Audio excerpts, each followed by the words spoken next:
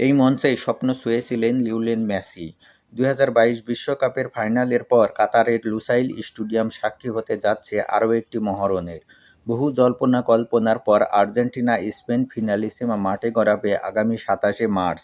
আর এই ম্যাচকে ঘিরে ফুটবল উৎসবের ঘোষণা দিয়েছে কাতার ফুটবল ফেডারেশন।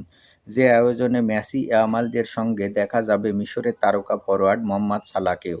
আসন্ন মার্চে আন্তর্জাতিক ফুটবল প্রদর্শনী আয়োজনের ঘোষণা দিয়েছে কাতার। আগামী ২৬ থেকে ৩১শে মার্চ পর্যন্ত চলবে কাতার ফুটবল ফেস্টিভ্যাল ২০২৬, যেখানে অনুষ্ঠিত হবে ৬টি আন্তর্জাতিক ম্যাচ। এর মধ্যে সবচেয়ে বেশি আলোচিত ম্যাচ ইউরো চ্যাম্পিয়ন স্পেন ও কোপা আমেরিকা চ্যাম্পিয়ন আর্জেন্টিনার মধ্যকার ফিনালিসিমা। ৬টি আন্তর্জাতিক প্রীতি ম্যাচের এই ফুটবল উৎসবে আর্জেন্টিনা, স্পেন ছাড়াও থাকছে স্বাগতিক কাতার, সৌদি আরব, মিশর ও সার্বিয়া। ফলে কাতারের মাঠে এবার দেখা যাবে তারকার মেলা। লিওনেল মেসি, মোহাম্মদ সালাহ, লামিনে ইয়ামাল, আলেকজান্ডার মিত্রোভিচ ও ওমর মারমুশদের দেখা যাবে একই মঞ্চে। একই সঙ্গে ২০২৬ ফিফা বিশ্বকাপের আগে দলগুলোর জন্য একটি সর্বোচ্চ মানের প্রস্তুতির মঞ্চ।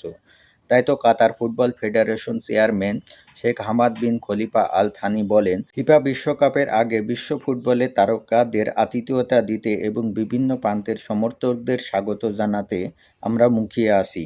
বিশ্ব ফুটবল সম্প্রদায়ের জন্য আবারও আমাদের দরজা খুলতে পেরে আমরা গর্বিত।